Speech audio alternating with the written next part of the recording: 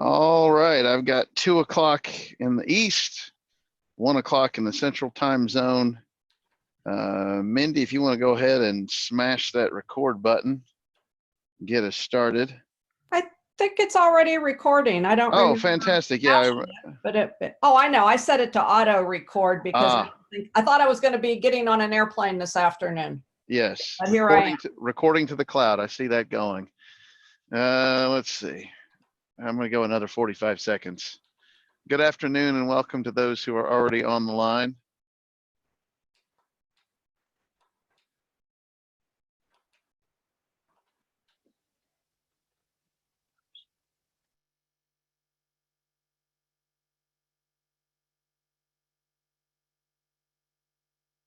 Okay, Matt, I don't think I can't hear you. I know Heather can't hear you.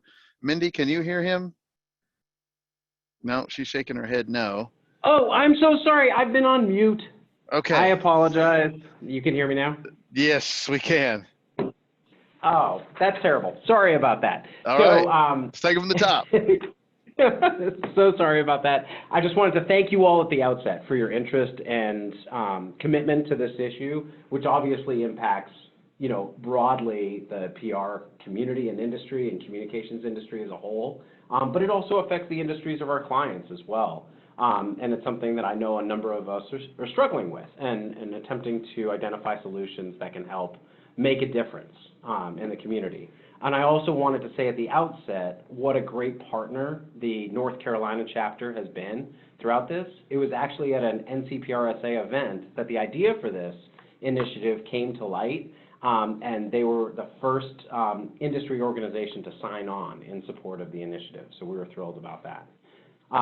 So I'll briefly give you a rundown of the evolution of the program and then what we hope to accomplish with it, and then leave time for questions as well. So we all recognize the problem that, there are a number of industries that we serve or are in that have a lack of diversity, and the communications industry is often worse than many of the others. We are predominantly white, we are predominantly female, and we are underrepresented in a number of classes. And so, adding to that problem is the fact that many students are just simply unaware of career pathways that are available in communications for them. They're unaware of how their skills could be put to use in a career like the ones that we have. So this is a challenge that we at Echelon Bond have been wrestling with for a number of years. In 2016, we had a new strategic plan as an agency, and as part of that plan, we undertook a new diversity initiative, and that involved a lot of outreach to HBCUs. It involved reaching out to classes of students who might be inclined to this sort of career in college, but we were focusing mostly on college. What we were finding is that was often too late for a number of students to even begin considering this kind of career, that they had already sort of gotten their minds fixed around a path. And so they were thinking, I want to start a business, or I want to be an accountant, or something like that. And it was harder and harder to wrestle them away once they'd picked a major and were already doing internships and things like that. And so we really started thinking about, should we be reaching further back into the career and talent pipeline to reach students even earlier than college? And so at a North Carolina Public Relations Society event on diversity back in October of 2018, we were talking about these issues and realized that a number of our agencies were trying to tackle it on our own. And as I'm sure you guys have found, any initiative conducted by a single agency isn't going to have a big impact, right? You're going to reach dozens maybe of students, but you're not going to have the kind of community-wide impact that you hope to have. That's going to be long-lasting and really make an impact in the pipeline moving on. So the idea we had,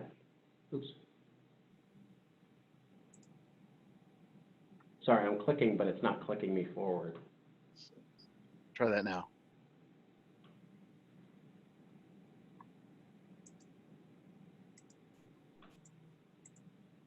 Okay, there we go. Was to target students in high school. and to give them greater awareness about opportunities in creative and communications fields, and to give them a 1-week immersive internship experience in an agency in the Triangle area in North Carolina, with the goal of strengthening our pipeline overall. So a little bit of history. Now, there was a similar program, the original evolution of What We Do, You Can Too, as you can see the branding here, was started by the Triangle chapter of the American Advertising Federation, and it ran for 4 years between 2013 and 2016. That was focused on bringing a single high school student into an agency for 1 week. It had different levels of success depending on the agency, and about 15 agencies participated in it. But it fizzled over time because of a lack of volunteer support. But we use this as the sort of foundation to rebuild this initiative in 2020 and I'm sorry, in 2019, and think about what might make sense for the modern day. Excuse me, Matt. Make sure that you're on mute. We're hearing a little background noise. Thank you, Matt. Sure. So this reformulated What We Do, You Can Too 2.0, effectively, was using that same sort of model where we were recruiting high school students and placing them in agencies for 1 week. So I need to adjust the script because it references the email in the script. Hey, Natasha. We did, but we can, that is not a problem. That's literally 1 line in the script that I can change. We have someone who needs to mute themselves. And they're on the line. It's not me. I don't know. I mean, It's not me. I guess that, you know, what we had said yesterday. Mindy, do you have the ability to mute others? Because I don't seem to have that ability. Kind of look at it, digest it, then we start making our calls so that again we have something to point back to, and if they didn't get it, we can kind of prompt them to look for it, because they may say, oh, I haven't checked my email or whatever. So then it would have been kind of like a prompt for them. But if you want to hold off, Mindy, do you have that power? The calls to come first. It's just a simple tweaking. Muted everybody that I can. But I do think that people will ask, well, what are you going to send out? So from the user known as iPad. Send anything out. So if we were sending the. Got it. Boom. Sorry, Matt. There we go. Keep going. No problem at all. So the wrinkles that we put on this program were, we're still going to recruit high schoolers. We're still going to place them in agencies for a week. But we also thought about the unique challenge that we're hearing from workforce and that we're experiencing from an HR development standpoint is one of the biggest gaps in preparation for a career today is the ability to solve problems on a diverse team, to work together to solve a problem. And so the idea of a solo internship wasn't necessarily addressing that. So instead, we shifted the model and have up to 4 interns at each agency that was hosting folks, and we would give them a problem to work on together throughout the week. And found a lot of success with this model. It also reduced the burden on the host agencies. As you can imagine, having a high school student, we participated in the old version of the program for 3 years, and having a high school student in your office for a week is a lot. It's a lot of time. I don't want to call it babysitting, but it can feel like that at times because you're constantly providing programming. And so this created the opportunity to send them away and work together on this. And they felt a little more independent. They relied on one another, and the quality of the work skyrocketed. So we were thrilled. We also, in the old system, they gave out 1 or 2 scholarships to students who had a particularly noteworthy presentation at the end. This time, we wanted to give a stipend to all participants, recognizing we're taking 1 week out of your summer vacation to do this, and so we want to recognize, we don't want to make it a limiting factor that someone couldn't do it because they weren't earning money that week. So oops, I can't advance again. Hold on one second. Oh, there we go. So we conduct our recruitment in the springtime. So we're heavy in recruitment in year 2 right now. And so we go out to local schools, to high schools in the region that we've partnered with, as well as programs that serve high schoolers, whether it's the YMCA or Boys and Girls Clubs or others, that, community groups, things like that, that enable us to present to a large group of high schoolers, talk to them about the program, explain to them how, what we're trying to find are students with particular skills, some of them are listed here, that could help them to be successful in a career like communications. And so through that process, we may only get 1 or 2 students from every school applying, but we are also introducing the communications pathway to dozens more at every time when we send someone out. So we're trying to reach out to about 20, 25 different schools in the Triangle region over these 3 months before the application period opens for this year. And it's a sneaky way of helping to get our messaging out, even if someone doesn't participate in the program. So the heart of the program for us was to give every student group a challenge. And so every year we're going to have a unique challenge. The first year, when we sort of reinvented the program, we thought it made a lot of sense to ask the students, who would know the target audience the best, how can we more effectively market this program to your peers in 2020? And the goals here were multiple. One was to help them through the strategic process, starting with a creative or strategy brief, talking to them about how they might, weigh different tactics, and then enable them to make some recommendations that play to their strengths.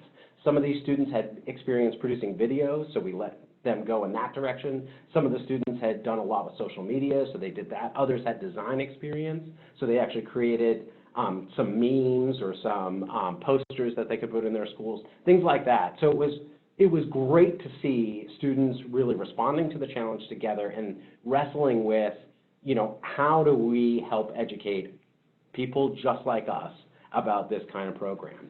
And those ideas all flowed back to the program and the planning committee so that we could implement them for year 2. So that's really the heart of the program, and I'll get into a little bit more of what happens during the week in a second. But real quickly, the way the week is structured is there's an orientation day on Saturday, and you can see the brief agenda here for that. The goal of the orientation day is just 3 hours where you have the parents and the student come in and meet the agency representatives. So the goals are you want the students to meet each other, you want the students to meet their agency partners, their hosts. You also want the parents to be reassured that they can feel more comfortable about giving their children over for 1 week to this agency, and that they feel confident that this is a great opportunity.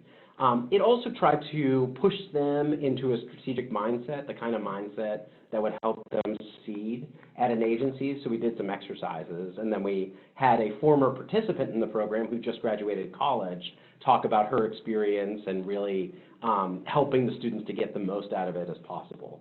So that all happens on Saturday morning. That's the only time all of the interns are together in all the agencies. Then during the work week, the students worked Monday through Friday, 9 a.m. to 2 p.m., which can vary depending on whether the agency wanted to do shorter or longer. So part of the time was students working on that challenge and figuring out how they would even approach that with the agency's guidance. And then second, and I'll be more specific about this in a second, agencies were expected to provide professional development opportunities spread throughout the week. Then on Friday, the families of the students were invited in, and the students presented their challenge responses to their agency hosts and their families. So it was fantastic seeing their parents and the rest of the agency get to hear their ideas and the sophistication of their presentation skills and things like that. And it was a really great moment for that just to be focused on, the 2 students that we had here at Eckel and Vaughan. Matt, can you talk a little bit about the professional development opportunities that each agency was supposed to provide, what that looked like? You are so good at queuing me up here. Yes. So professional development, in my mind, is the most important thing that we are, in addition to helping the students, think about what a career is like here. I wanted to make sure that they were taking away tangible things to help them in their job search, regardless of whether they pursued a career in communications.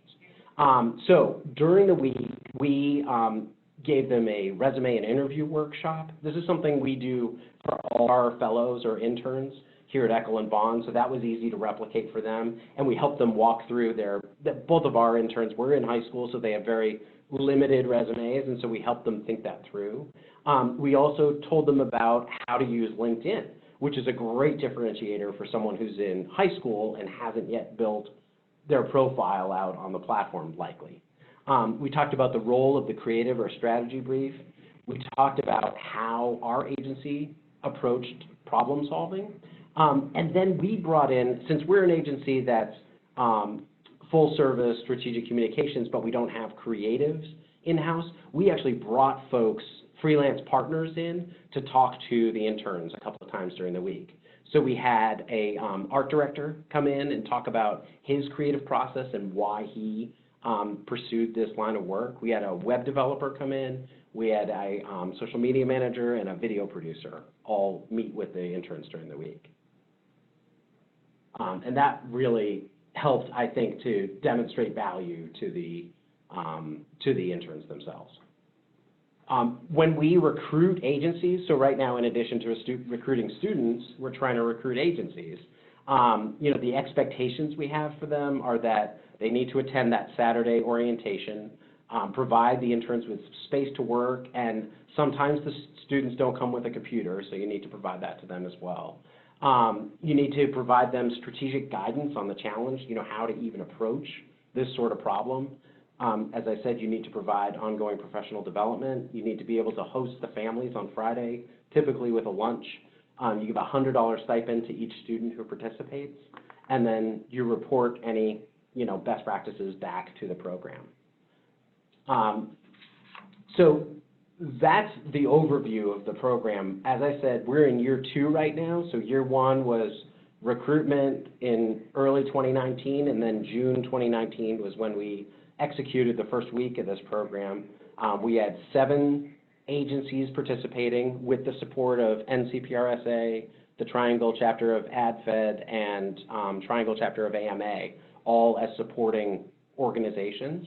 And then we had 19 students the first year around. So our goal is to significantly grow the number of students, because we've definitely got capacity to take on, say, up to 30 or 40 students spread across the agencies in groups of 3 or 4. So with that, I'll pause and ask if there are any questions. Matt, what kind of adjustments are you making based on the feedback you got from both the students as well as the agencies for the year ahead?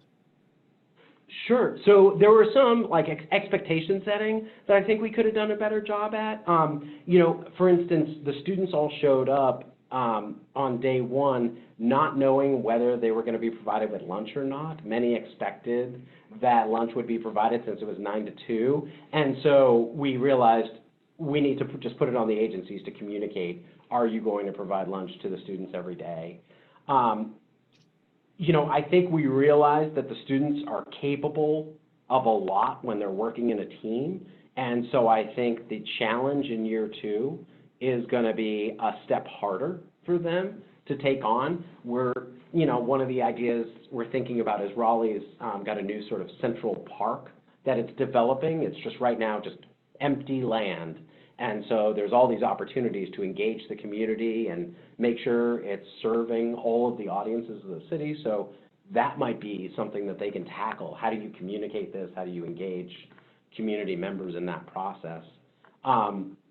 Those were 2 big ones. We also learned that, in the past, in the old iteration, they brought everybody together for a closing program where every student presented their work. And that would have been really repetitive, I think, in this situation, since they're all responding to the same challenge.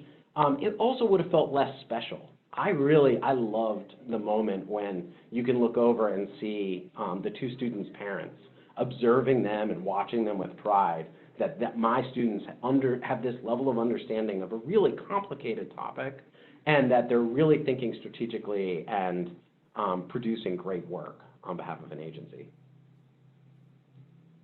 That's great. Other questions?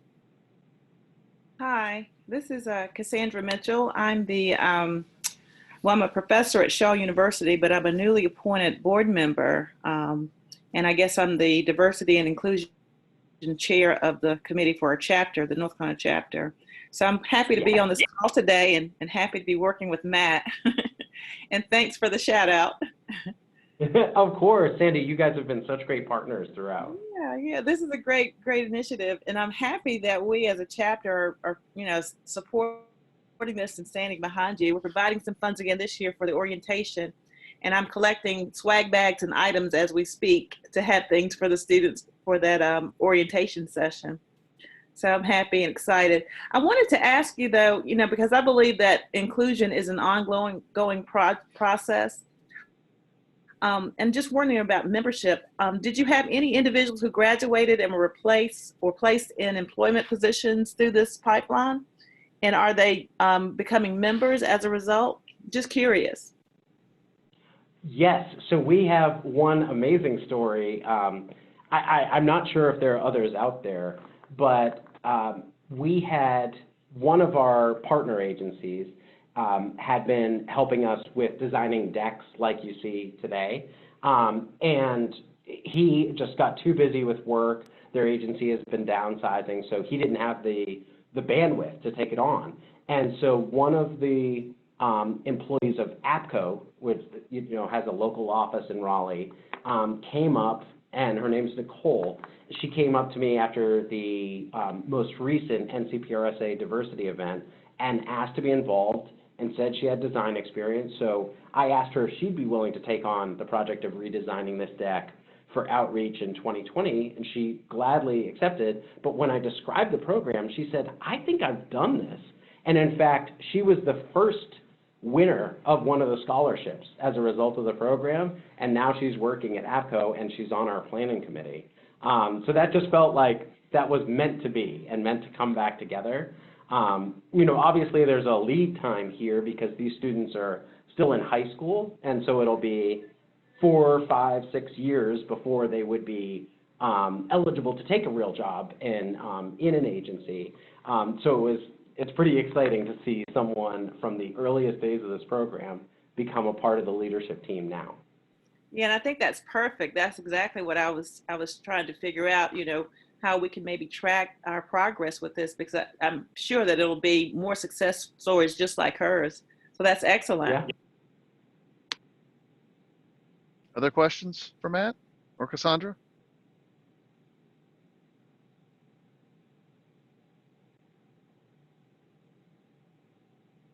Well, this sounds like a tremendous success, a tremendous way to think about inclusion and diversity and really make it tangible and create those experiences to build that pipeline all the way back to high school, to get people aware of what you do in this role, what kinds of opportunities are there, because there isn't just one communication professional identity there. So that this seems very repeatable across our chapters in some form or fashion. Yeah, and I would be happy if any of you are thinking about an iteration of this program in your local chapter. I am happy to discuss it further, talking about some of the roadblocks we faced, how we addressed funding for the program, things like that. I'd be happy to chat further with you. Great. Last call for questions. All right, Matt, thank you so much. We appreciate it. Thank you, Of Matt. course. Last couple of Great to minutes talk to here. you all. Thank you, Matt. Last couple of minutes here. Want to talk about some upcoming chapters, events as they are scheduled today. As always, stay tuned based on the current situation. Happy hour coming up in South Carolina. North Carolina's got a program, Experience versus the Consumer. Tar Heel coming up next week when your company has a big change to communicate, don't we all? Charlotte's got emotional intelligent storytelling. The Tri-Cities will have an event at the Bristol Motor Speedway, and Nashville is celebrating Women's History Month here at the end of the month. I want to put a plug in here for the Charlotte Communication Symposium, their annual professional development conference. Two great speakers there that if you follow the district on Twitter, you've seen a lot about this. One on crisis communication, the other on ROI. That is coming up on Thursday, April 23rd. We'll have some folks from the Charlotte chapter speaking to us a little bit more about that next month at our call, assuming that that large gathering of people remains on the calendar. Couple of webinars. We could have said it better ourselves. A couple of webinars I want to mention. If you have aspiration and interest in serving on the National Board of Directors, there are two conference calls next week, one for officers and one for directors, really to discuss qualifications, expectations, and the process. If you are interested in some more information about that, you can reach out to Mindy or me for more information about that. The nuts and bolts webinar was so successful that PRSA is having another one here at the end of the month on business continuity.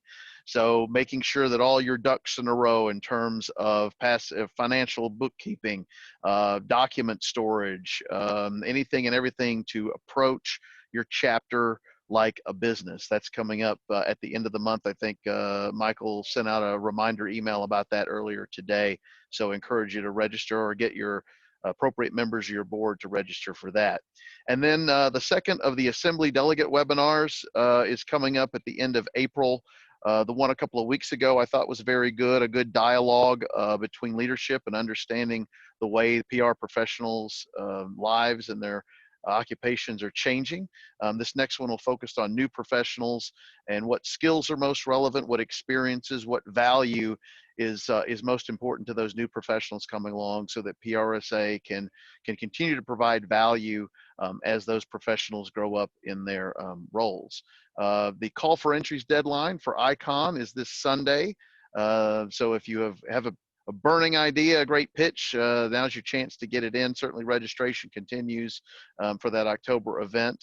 As always, you'll never miss a best practice call. We have the materials. We'll put the slides up as well as the audio and the video replay up at prsasoutheast.org. You can also get it through our podcast, wherever you listen to podcasts.